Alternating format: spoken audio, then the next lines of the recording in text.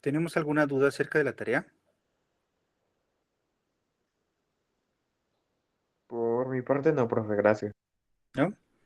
Ok, estaba más o menos sencillo, ¿verdad? Lo que yo quiero únicamente con ese tema es que ustedes tengan experiencia en algunos, tengan experiencia con algunos conceptos, ¿verdad? Con algunos ejemplos de gráficas. O sea, yo quiero que ustedes, más adelante, va a ser bien importante que nosotros tengamos claro, por ejemplo, que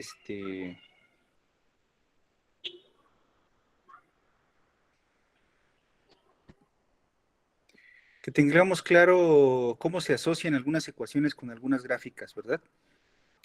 Por ejemplo, que ustedes recuerden que una ecuación lineal pues les genera una gráfica y que ustedes la sepan graficar. En algún momento vamos a dedicar un tiempecito a eso, ¿verdad? Vamos a cerrar porque mis vecinos no me dejan en paz. Es una gráfica de una línea, ¿no? Y hay que asociarlo con una ecuación lineal, con una ecuación de grado uno, que si nosotros tenemos una forma canónica de alguna ecuación, entonces nosotros, es una ecuación de segundo grado, entonces nosotros sepamos, por ejemplo, que tenemos ahí y cuadrada es una parábola, ¿verdad? Que si hago alguna suma de otro cuadrado y tengo un 16, por ejemplo, tengo una circunferencia, que si tengo algún otro coeficiente, tengo elipses, ¿no? Y que si los signos son contrarios, pues son hipérbolas, ¿sale? O que si la función es al cuadrado, pues entonces uno tiene parábolas, pero en otro sentido. O sea, que ustedes conozcan todo eso, que tengan experiencia con eso, porque lo que viene es importante, ¿sale? Bueno, entonces, vamos a platicar rapidísimo del inicio del curso. No me voy a detener demasiado. Solamente vamos a establecer las ideas de qué significan estas cosas, ¿sale? Nosotros vamos a hablar del cálculo diferencial, ese es nuestro objetivo.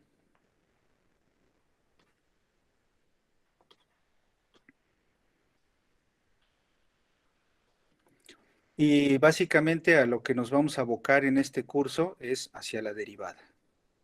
Es decir, ese va a ser el protagonista, ¿verdad?, de esta historia. La derivada, ¿verdad? Vamos a hacer lo que vamos a tratar. Pero para hablar de la derivada, necesitamos primero conocer que la derivada es un límite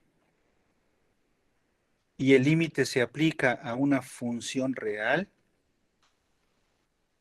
Y si estamos hablando de funciones reales es porque vivimos en el espacio de los números reales. ¿Sale? Entonces, fíjense que básicamente son tres conceptos bien importantes para hablar de la derivada. Primero, necesito yo saber en dónde vivo, dónde vivimos, dónde vamos a trabajar. ¿Dónde trabajamos? Vamos a trabajar en un lugar abominable e infinito que se llama los números reales. ¿Sale? Los vamos a denotar con esa R ahí media elegante, ¿verdad? ¿Por qué digo que que es el lugar en donde vamos a trabajar? Porque los números reales son el espacio en donde vamos a desarrollar el cálculo, lo que se conoce como el cálculo.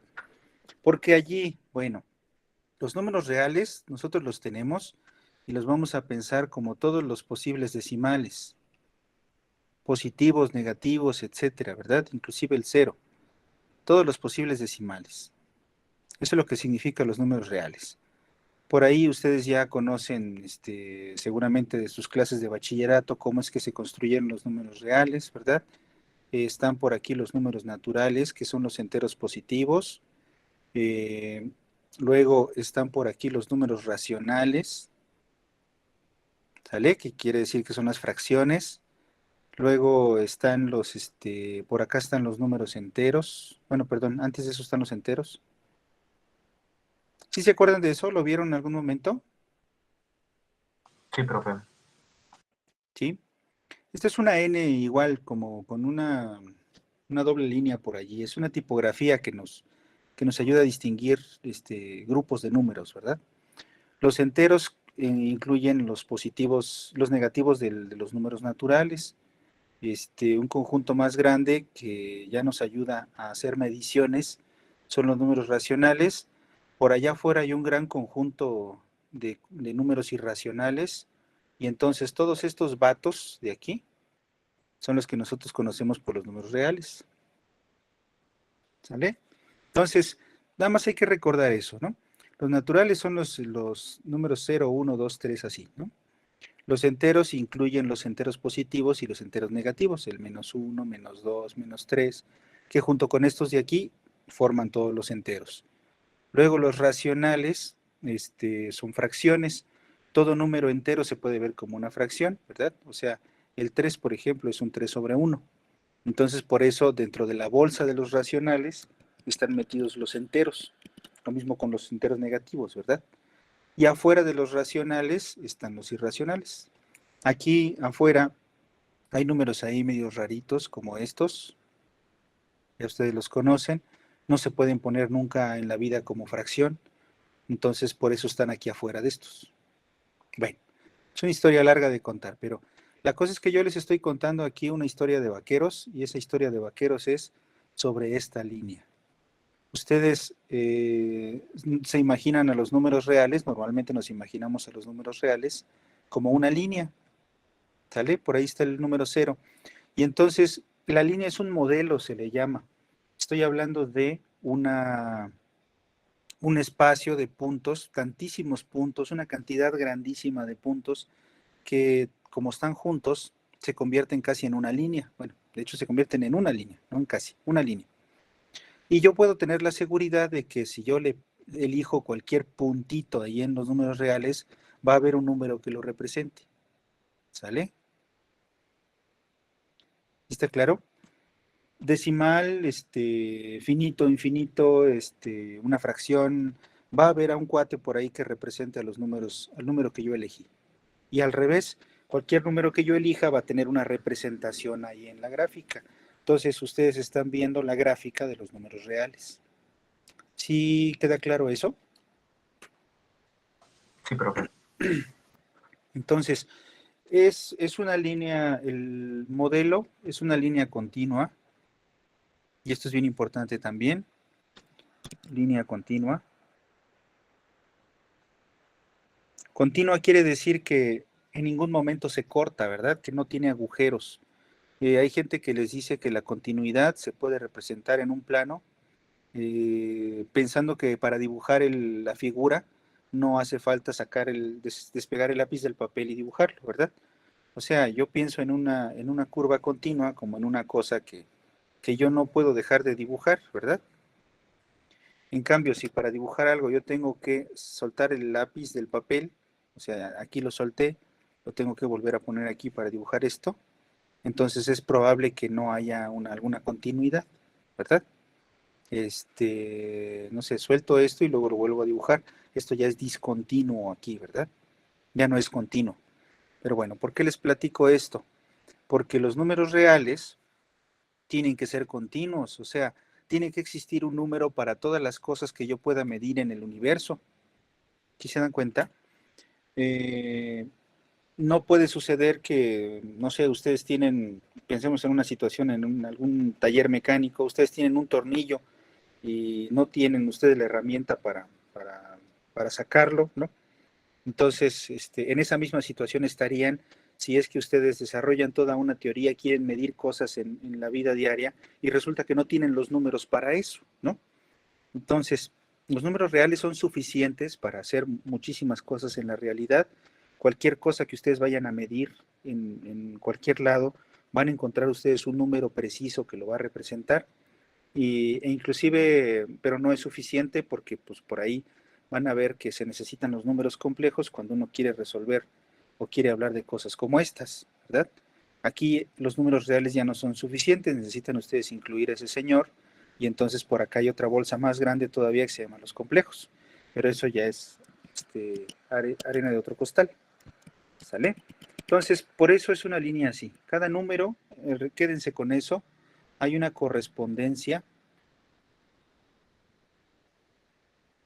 entre números decimales, lo vamos a decir así, y puntos en los números reales. ¿Sale? Puntos en la línea. ¿Queda claro esto? Sí, profe. Sí, profe. Sí. Denme un minuto.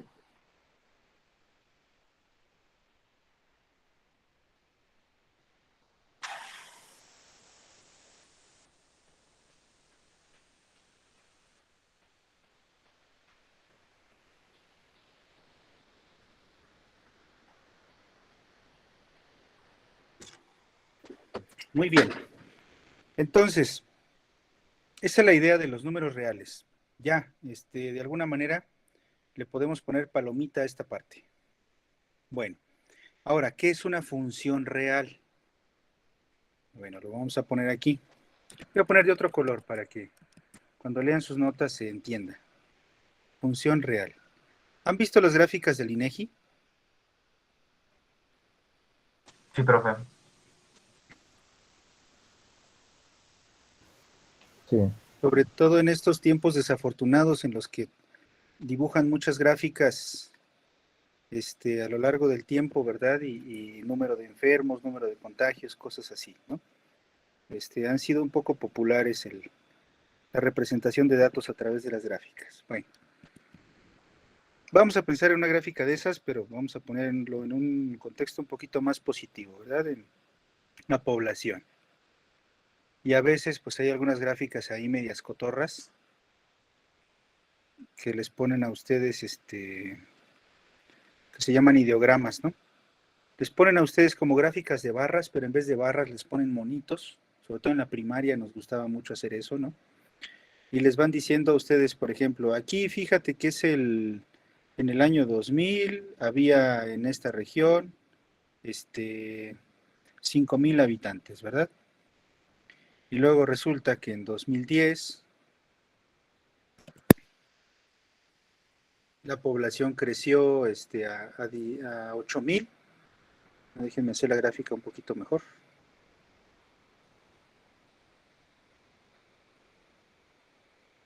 Ups.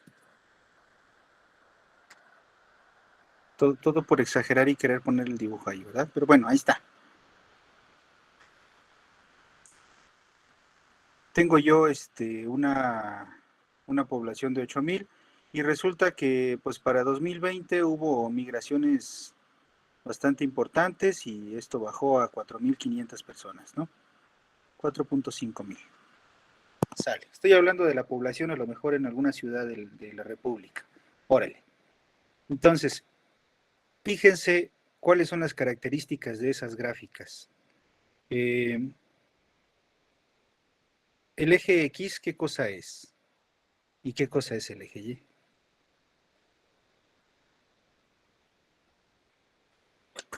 ¿Qué se representa en cada eje?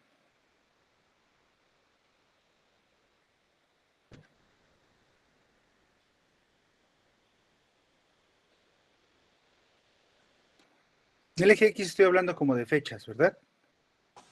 Sí. ¿Sale? Años. Bueno, en el eje Y estoy representando cantidad de población, o sea, número de personas. ¿Sale? Entonces, en este tipo esto es un plano cartesiano. ¿Cómo está construido? Pues bueno, vamos a ver qué necesito yo hacer. Por ejemplo, en el eje X, si necesito hablar de fechas, pues debo yo de tener los números suficientes como para poder hablar de los años, ¿no? O sea, tiene que existir el número 2020 en mi modelo, en los reales. Tiene que existir el 2000, el 2010. Bueno, existe, no hay problema, son enteros, ahí están metidos ya lo sabemos, ¿no? Pero si se tratara del tiempo, por ejemplo, si yo en vez de estar analizando la población por año, yo lo estuviera analizando a través del tiempo, como estas gráficas, no sé si han visto estas gráficas de la evolución, por ejemplo, de las empresas las empresas más con mayor cantidad de clientes, ¿no? En el mundo. ¿No han visto esas gráficas? Sí, maestro. O cómo ha ido cambiando el Producto Interno Bruto de los países, ¿no? Bueno, entonces la idea ahí es que nosotros vayamos poniendo en el eje X una gráfica continua, el tiempo, y que en el eje Y pues vaya cambiando, ¿no? Como van cambiando las gráficas normalmente de los mercados o del precio del dólar, cosas por el estilo, ¿no? Entonces, si yo quiero poner cosas así en el eje X, yo debo de tener para el eje X una copia de R. ¿Por qué? Pues porque así garantizo que cualquier necesidad de cualquier cosa que yo quiera medir, cualquier valor en el tiempo, va a tener un representante ahí en esta copia del eje X. Digo, de la copia de R, ¿verdad? De los números reales. Y lo mismo en Y. Si en Y voy midiendo los precios, o en Y inclusive podría ver otra variable, cómo cambia la población, cuáles van siendo la producción de alguna empresa, etcétera, pues también tengo yo que conviene tener una copia de R. ¿Por qué? Porque así garantizo que cualquier cosa que se vaya a medir también se pueda representar en este eje, ¿verdad? Y entonces cuando junto los dos, a los dos yo normalmente les llamo R cruz R. ¿Y esto qué significa? Quiere decir una copia de R abajo por una copia de R en la vertical. Pero para no escribir esto tan feo, la gente le dice R2. ¿Sale? No necesariamente se dice R al cuadrado, la gente le dice R2, porque son dos copias de los reales, y entonces cuando yo digo esto es que estoy hablando de un plano cartesiano. ¿Vale? Y si hablo del plano cartesiano es porque tengo un valor en X, un valor en Y. Y todos los puntitos que se van a ver ahí son X, Y. Ahora, vean los puntitos a qué corresponden. Les vamos a poner, por ejemplo, punto A, punto B y punto C. El punto A tiene coordenadas 2000, bueno, sí, 2000, coma, 5000, ¿verdad? Que quiere decir que en el año 2000 había 5000 personas. El punto B tiene coordenadas 2010, 8000. Quiere decir que en 2010 había 8000 personas. Y el punto C tiene coordenadas 2020, 4500. ¿Sale? Entonces, estos puntos son parejas ordenadas que viven en dos copias de los reales multiplicadas, o sea, en el plano cartesiano. ¿Estás?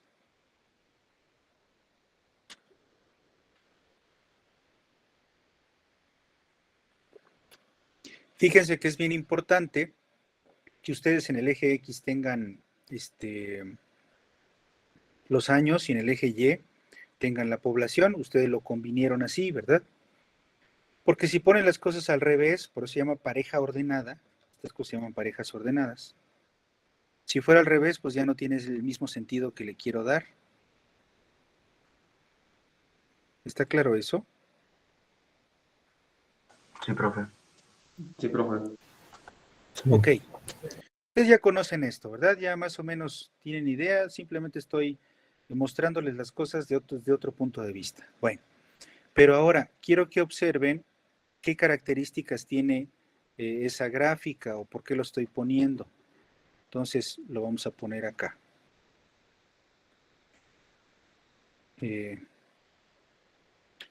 Sí, probablemente vamos a tener que dividir esto.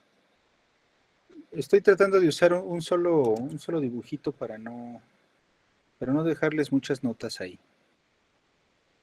Bueno, entonces, ¿qué características se le observan a esto? Pues, ¿cuál es la intención de tener parejas? La intención de las gráficas del INEGI, la intención de usar parejas, las parejas ordenadas, ¿verdad? ¿Cuál es la intención de usar parejas XY? Pues simple y sencillamente es relacionar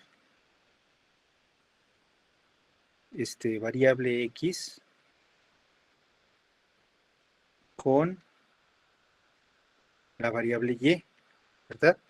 O sea, quiero relacionar un año, esa es la variable X, con cantidad de población, ¿verdad? ¿Por qué? Porque eso me va diciendo cómo va cambiando la población a través del tiempo. Y fíjense cómo lo digo, cómo cambia la población a través del tiempo. Entonces, yo estoy interesado en qué? Estoy interesado en la población. Normalmente lo que yo pongo en la variable y va a ser en donde está mi interés. Yo tengo interés en esta variable, me importa la población, pero la voy a medir respecto de qué? Respecto del tiempo. Entonces yo voy a ver cómo cambia la variable y respecto del tiempo, que normalmente pongo en el x.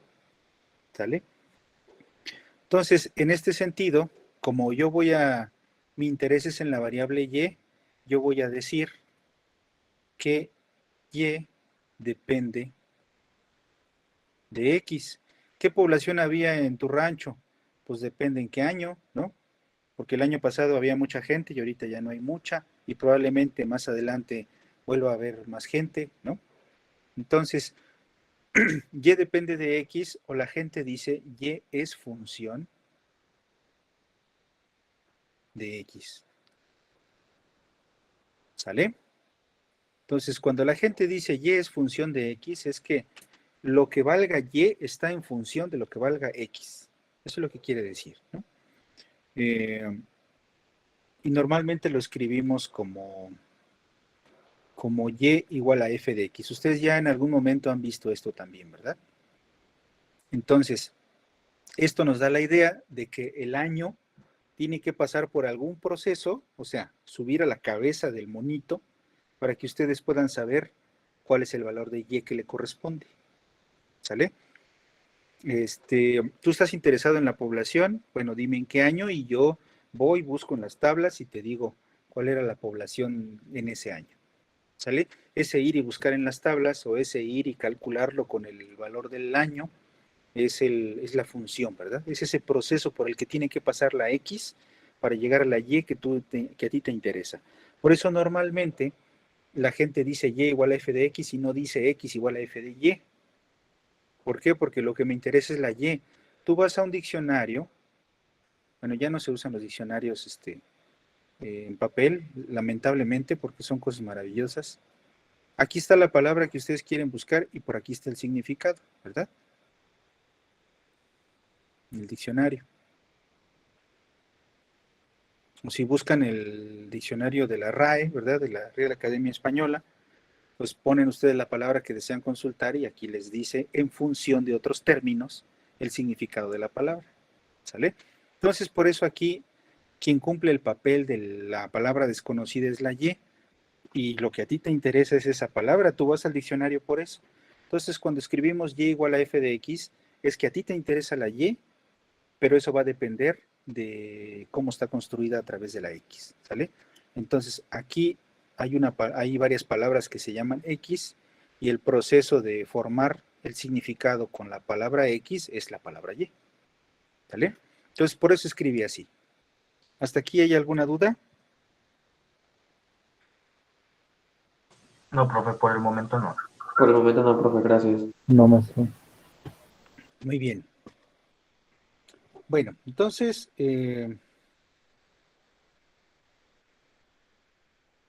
ok. Bueno, pero hay otra cosa bien interesante en esta relación. No cualquier relación que a mí se me ocurra entre X e Y va a ser una función. Y eso es muy importante de decirlo, ¿sale? Entonces vamos a poner aquí, no toda relación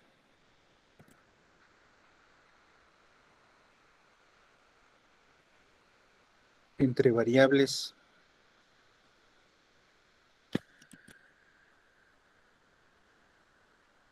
X e Y es función, ¿verdad? Bueno, para empezar, ¿cómo hablo yo de una relación? ¿Qué es una relación? Una relación se puede representar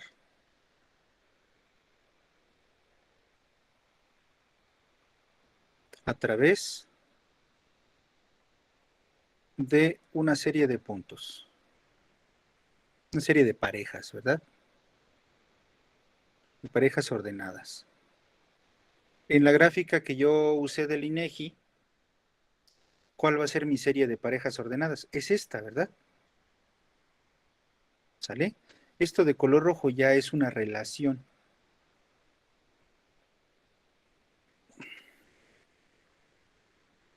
pues cuando ustedes van a una familia, ¿no? Y resulta que el papá y la mamá uno era viudo y otro era divorciado y los dos tenían sus propios hijos y resulta que se juntan los dos, se casan y luego pues, son los tuyos, los míos y los nuestros y vuelven a tener otros hijos, ¿no? Entre ellos. Entonces, pues si llegan ustedes a la fiesta y está toda esa familia, pues le preguntan, oigan, ¿qué relación hay entre ustedes? Ah, pues ese señor es mi esposo. Ah, pues ese señor es mi esposa. Este es mi hijo. Ah, pues este es mi hijo adoptivo porque es hijo de mi esposo, pero no mío. Ah, pues es que esta muchacha es hija mía, pero no, no de mi señora, ¿no? O sea, cuando ustedes preguntan qué relación hay entre, en este caso personas, pero en general, hablando en matemáticas, entre objetos, pues ustedes tienen que decir quién va junto con quién. Entonces, cuando ustedes preguntan cuál es la relación que hay entre las variables tiempo y población, basta con que ustedes den la serie de puntitos. ¿Sale? Si ustedes dan la serie de puntitos, ya queda claro quién está relacionado con quién. Aunque eso no es muy usual porque no es muy ilustrativo, ¿verdad? Si yo les doy estas parejas de puntos, ustedes me van a decir, pues, ¿y eso qué? ¿No? Bueno, pues por eso la necesidad de poner una gráfica. ¿Sale? Entonces, hay una diferencia entre la relación y otra cosa es la relación, digamos, que existe entre las variables y otra cosa es la representación de esa relación, ¿verdad? Entonces, para hablar de la relación, podemos señalar la serie de pasos, ¿verdad? Digo, de parejas ordenadas. Entonces, si son muchísimas, pues entonces eso se convierte en una gráfica. ¿Estamos de acuerdo? Pongamos un punto aquí. Aquí yo estoy diciendo quién está relacionado con quién, ¿verdad? ¿Qué X está relacionado con cuál Y? Por acá puedo poner otra cosa, otra X, llámenle X1, X2, Y1 relacionado con Y2, etcétera, ¿no? Pueden poner X3 en relación con Y3. Y así nos vamos, ¿no? Puedo yo tener muchos puntos y entonces si yo les muestro la gráfica, les estoy mostrando la relación que hay, ¿sale? Pero todavía no puedo decir que es una función, no siempre puedo decir que es una función. Ahorita vamos a ver cuál es la característica. Si agarro muchísimos puntos aquí, agarro tantos que ya se ven todos juntos, ¿verdad? Así como cuando se ven esas imágenes que hace la gente luego en las plazas cívicas y se para muchísima gente y las cabezas se ve el cabello de color negro y son tantas que se ve así como si estuviera lleno. Bueno, eso mismo va a pasar por aquí y entonces podría yo mostrar una gráfica, ¿sale? Esto no es una gráfica, sí, también es una gráfica, ¿verdad? Pero cuando hablo de la gráfica, haciendo, yo estoy haciendo referencia a esos tres puntitos. Que bueno, ya la gente en el INEGI tiene creatividad y les pone sus grafiquitas. Cuando ustedes quieren revisar, por ejemplo, los resultados de alguna votación y pues lo representan a través de gráficas de barras. Pero básicamente lo que les interesa, la información importante, está en los puntos. Bueno, ok. Sale. Entonces, eso es una relación, la serie de parejas ordenadas. Ya sea que sean poquitas, como en este caso, esto es la gráfica de la relación, o sean muchas. ¿Sale? Ahora, una función, vamos a poner aquí de color blanco, una función es una relación, ah caray,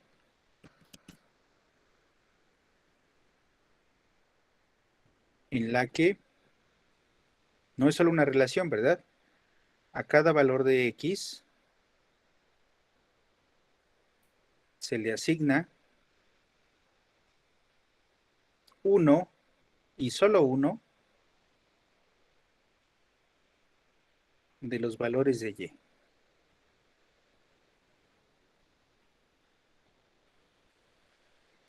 No es lo mismo decir que tengo un novio a decir que tengo solo un novio, ¿verdad?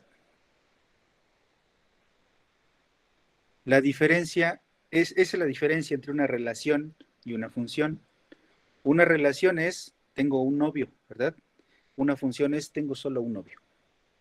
Bueno, por decirlo de alguna manera. Quiere decir que la X va a estar asociada a un solo valor de Y, ¿vale? Bueno, como sucede también en la vida real, eso no quiere decir que él sea solo novio mío, ¿verdad? Puede que sea novio de otra persona. Pero bueno, yo sí soy fiel, ¿no? Esto va a suceder esto puede suceder en las funciones, pero lo importante está aquí, que de cada valor va a salir una flechita. Ahorita les digo qué significa eso. Lo que no va a suceder en una función, pero sí puede suceder en una relación, es que es la infidelidad, ¿no? Yo con dos personas. Esto nunca va a pasar, ¿sale? Pero bueno, ya quitando el contexto ahí forzado y chusco de las relaciones humanas, ¿qué significaría esto en un contexto un poquito más serio, ¿no? Lo que significa es lo siguiente, piensen ustedes, ya con esto voy a acabar, porque ya se me acabó el tiempo. Piensen ustedes en que aquí tienen tiempo y aquí tienen algún sitio, algún lugar, ¿sale? Entonces, fíjense qué significaría esto que sí puede suceder. Si yo le doy valores a la X, supongamos las 3 de la tarde, y aquí probablemente son las 11 de la noche de anoche, una hora antes de las 12, por decirlo así, resulta que anoche y hoy en la tarde voy a estar en el mismo lugar. ¿Sí ven qué emoción? Sí, ¿Esto es posible? Pues sí, ¿no? No hay ningún problema en que en dos tiempos diferentes yo esté en un mismo lugar. La Y, este cuate, no es exclusivo de un solo valor, o sea, ese lugar no es exclusivo de un tiempo en específico. O sea, no quiere decir que el parque solo pueda yo estar en el parque a las 3 de la tarde. Puedo estar ahí cuando quiera, incluso puedo quedarme ahí todo el día. Y entonces yo tendría aquí a lo mejor una línea horizontal como gráfica, porque todo el día estuve en el parque. Transcurrió el tiempo y yo no me moví. ¿Sale? Esas gráficas que luego les ponen en física. Bueno, esto puede suceder en una función. Lo que no puede suceder, ¿qué cosa es?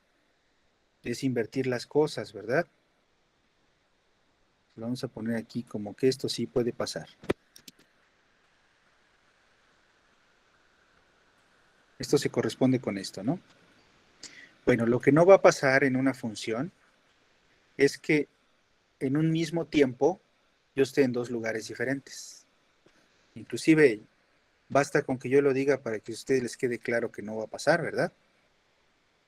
Si ustedes le dicen a la novia, oh, fíjate que a las 3 de la tarde estuve en el parque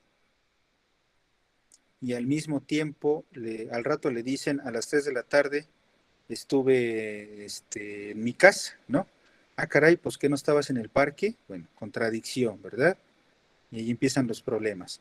Bueno, esto no va a pasar precisamente por eso, porque yo quiero modelar una relación que funcione bien.